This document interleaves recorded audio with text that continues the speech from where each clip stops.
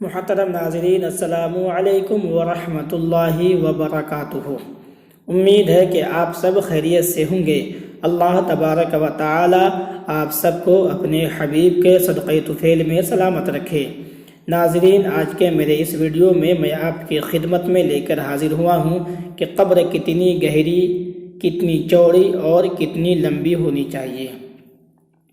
ناظرین، سب سے پہلے میں آپ کو ایک بات بتا دوں، میں جو بھی مسائل کے ویڈیوز اپنے چینل پہ اپلوڈ کرتا ہوں، میں بغیر تحقیق کے، بغیر حوالے کے اپلوڈ نہیں کرتا ہوں۔ جو بھی مسائل کے ویڈیوز میں اپلوڈ کرتا ہوں، تحقیق کے ساتھ اور حوالہ کے ساتھ کرتا ہوں۔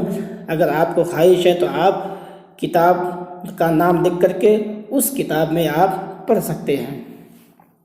تو ناظرین، آئیے چلتے ہیں جواب کی جانب۔ اس سے قبل آپ سے میری گزارش ہے، اگر آپ میرے سبسکرائبر نہیں ہیں تو میرے چینل کو سبسکرائب کر دیں تاکہ سب سے پہلے دینی تحقیقی مسائل آپ تک پہنچتا رہے، اور ساتھ ہی ساتھ میرے اسی چینل پہ قرآنی وظائف کے ویڈیوز بھی آپ کو حاصل ہو جائیں گے۔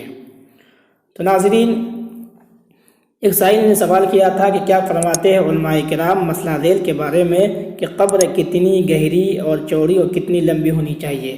جواب پورا سنیں اور اچھی طرح سنیں۔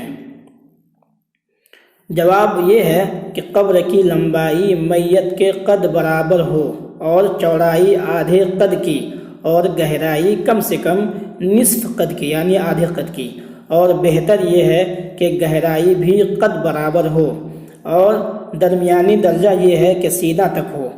اس سے مراد یہ ہے کہ لحد یا صندوق کتنا ہو، یہ نہیں کہ جہاں سے کھودنی شروع کی وہاں سے آخر تک یہ مقدار ہو۔ حوالہ بہار شریعت جلد اول صفحہ نمبر حصہ چہارم صفحہ نمبر 843 مسئلہ نمبر 3 قبر و دفن کا بیان۔ حوالہ رد المختار کتاب الصلاۃ باب صلاۃ الجنازہ۔ اعلیٰ حضرت امام اہل سنت امام احمد رضا خان علیہ الرحمہ ارشاد فرماتے ہیں کہ شریعت مطہرہ نے قبر کا گہرا ہونا اس واسطے رکھا ہے کہ احیاء کی صحت کو ضرر نہ پہنچے۔ جیسا کہ در مختار میں ہے، میت کی قبر نصف قد کے برابر کھودی جائے، اگر زیادہ ہو تو اچھا ہے۔ اور آگے رد المختار کے حوالے سے تحریر فرماتے ہیں کہ اگر قد برابر سے زیادہ کیا تو زیادہ اچھا ہے، یعنی قد سے زیادہ گہرا کیا تو زیادہ اچھا ہے۔ جیسا کہ ذخیرہ میں ہے کہ یہ گہرائی حد ہے، اس کا مقصد بو روکنے اور درندوں کے اکھاڑنے سے بچانے میں مبالغہ ہے۔ حوالہ فتاوی رضویہ جلد 9 صفحہ نمبر 382 اور 83۔